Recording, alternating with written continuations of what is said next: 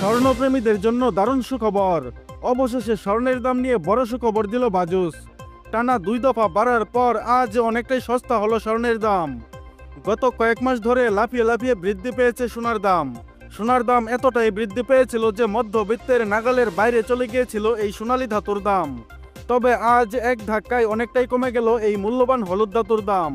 2-1 দিনের ভেতর আবারও কমতে পারে স্বর্ণের দাম, এমনটাই অনুমান করছে স্বর্ণ ব্যবসায়ীরা।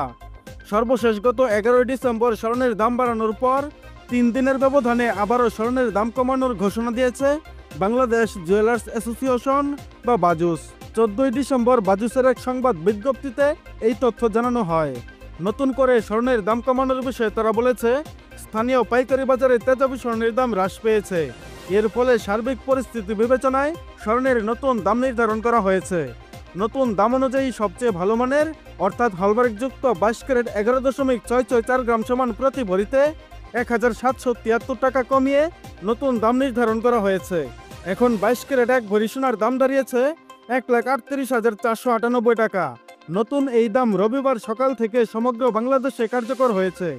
অন্যদিকে 21 ক্যারেট 1 ভরি সোনার দাম হয়েছে 1,32,200 টাকা, যা প্রতি ভরিতে কমেছে 1,703 টাকা, যা গতকালও সারাদিন 1,33,903 টাকায় বিক্রি হয়েছে দেশের বাজারে।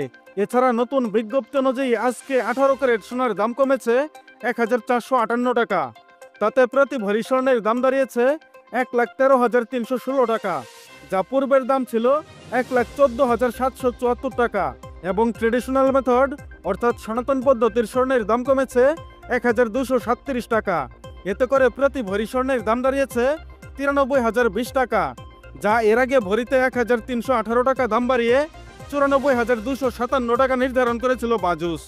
এবং অপরিবর্তিত রয়েছে রূপার দাম।